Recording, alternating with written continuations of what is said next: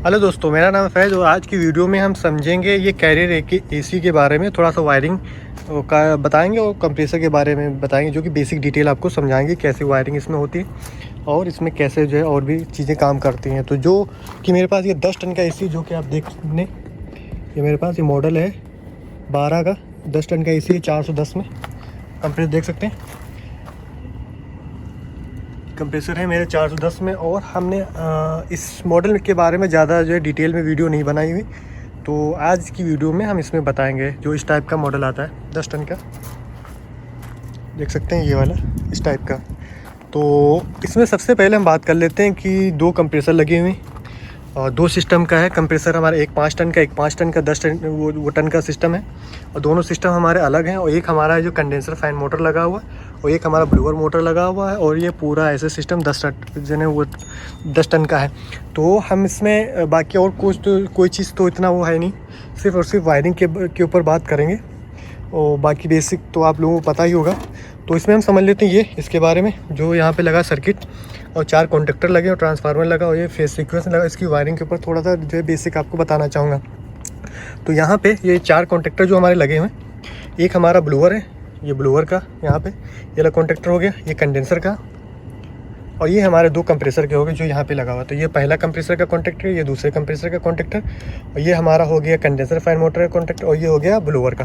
तो ये 4 कॉन्टेक्टर हमारे इन चारों चीज़ों के हो गए। और ये हमारा टर्मिनल है जो कि मेन सप्लाई यहाँ पे कनेक्ट होगी और ये सारी वायरें उसी की लगी हुई हैं। और ये हमारा फेस सीक्वेंस हो गया और ये हमारा सर्किट हो गया और ये हमारा कनेक्शन हो गया रिमोट की वायरें जो लगी हुई। तो यहीं पे रिमोट की वायरें लग जाएंगी और हमारे जो है सिस्टम में कंट्रोल यहाँ से आएंगे और यहीं पे सारे ये कनेक्टर लगे हुए हैं और यही कनेक्टर हमारे पूरे सिस्टम में जहाँ जहाँ हमें ज़रूरत है कंट्रोलिंग की वहाँ पे जा रहे हैं। तो ये सर्किट है इसको बोलें, लेकिन ये सर्किट नहीं, ये सिर्फ जॉइंटों का पूरा हब है यहाँ पे। यानी कोई आईसी वगैरह और रेजिस्टेंस वगैरह, डायोड वगैरह ऐसा कुछ इसके अंदर नहीं, सिर्फ और सिर्फ लाइन है जो कि जिसको आप बोल सकते हैं प्रिंट है।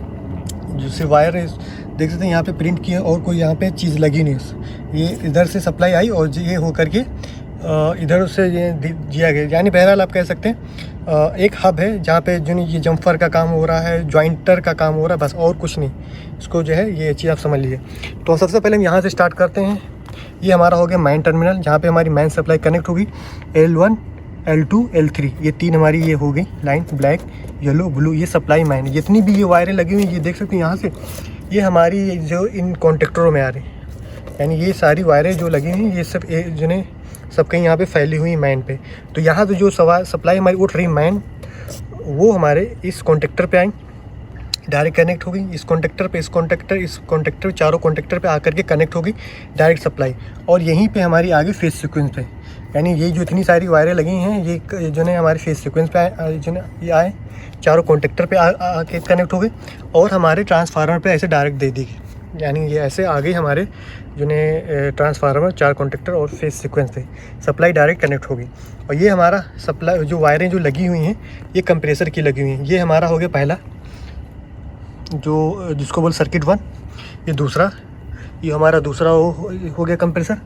और ये कंडेंसर फैन मोटर की वायर लगी हुई ये वाली जो कि ये वही हो गई, ये जो नहीं यहाँ पे लगी हुई।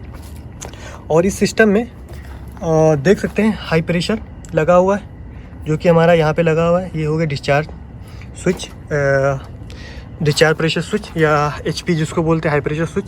और ये हमारा लगा हुआ है सक्शन लाइन में लो प्रेशर स्विच। तो ऐसे दो कंप्रेसर हैं, दोनों के अलग अलग लगे, हाई प्रेशर और ये लो प्रेशर।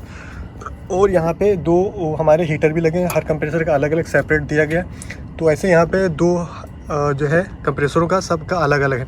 तो ये सारी वायरें इसी की आई हैं, यानी 2 कंप्रेसर की वायर और इस हीटर की वायर है जो कि ब्लैक है। अभी आगे हम समझेंगे जो नहीं यहाँ पे कैसे आगे कनेक्ट हुई। और ये कंडेंसर की वायर जो हमारी आ रही थी, ये सारी वायरें उसी की यहाँ पे बनी हुई। तो अभी हम यहाँ पे समझ लेते हैं थोड़ा सा।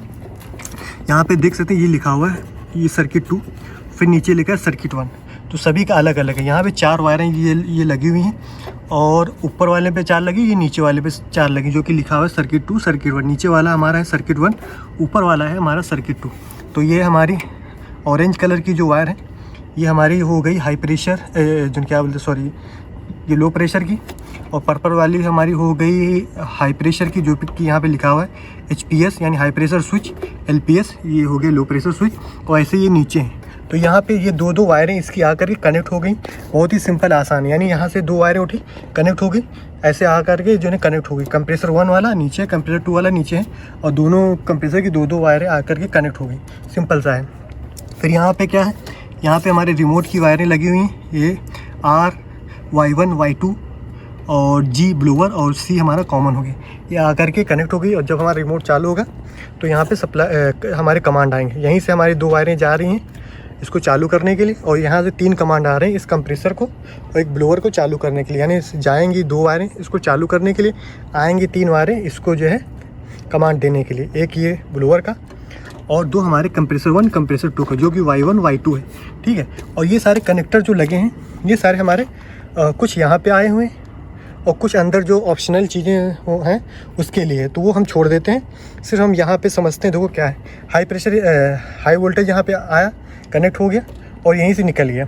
अभी जो पीछे दो वायरें जो लगी हैं ये देख सकते हैं, ये वाला हमारा कमांड आ रहा है, ये मेरा कॉमन है। और जो ये कॉमन वाली वायर है जो कि आप देख सकते हैं, जो ये डार्क ब्राउन, इसमें भी ये लगा हुआ है, इसमें भी ये लगा हुआ है और इसमें भी ये लगा हुआ है। तो ये यही लूपिंग सब कहीं गई, यानी ये ट्रांसफार्मर से निकली।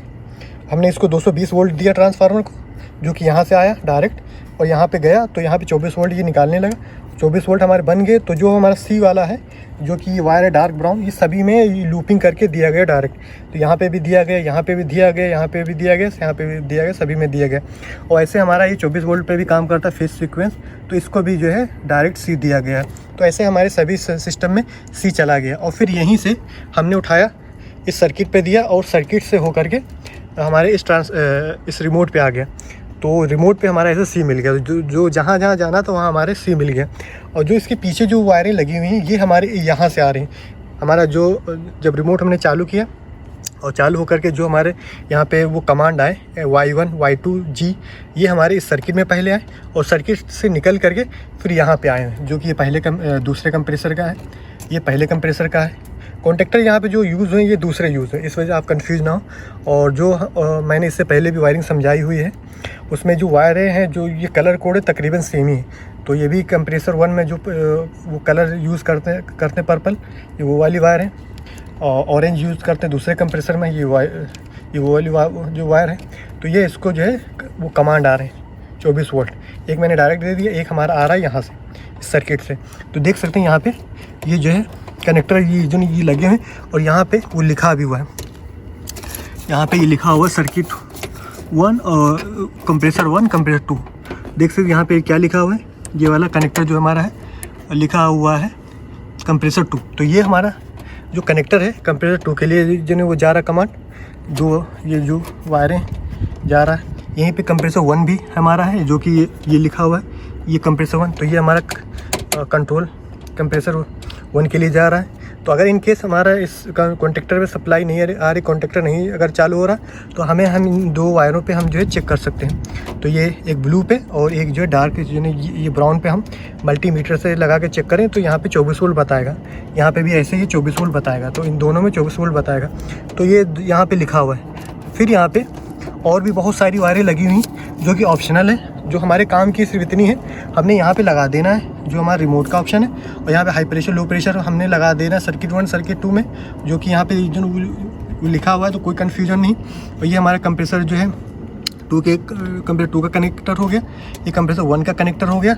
और हमारा ब्लोअर के लिए मेरा जो है शायद ये वाला है, हाँ ये वाला है। तो यहाँ से जो और भी वायरें ये लगी हुई हैं, तो उनका कोई जो काम नहीं, ऑप्शनल है। तो हम जो है सिर्फ 3 चीज़ें हमारी यहाँ पे काम की हैं, एक ये और एक ये ब्लोअर का।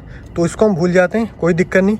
यहाँ से हम समझते हैं ये वायर हमारी आ रही है, ये वायर आ रही है, ये वाली सॉरी, और ये हमारी जो पीछे लगी ये वाली आ रही, ये सारी वायरें आ रही। सिंपल सा है, यानी इधर से आएगा यहाँ पे कनेक्ट हो जाएगा और हमारा चलता रहेगा।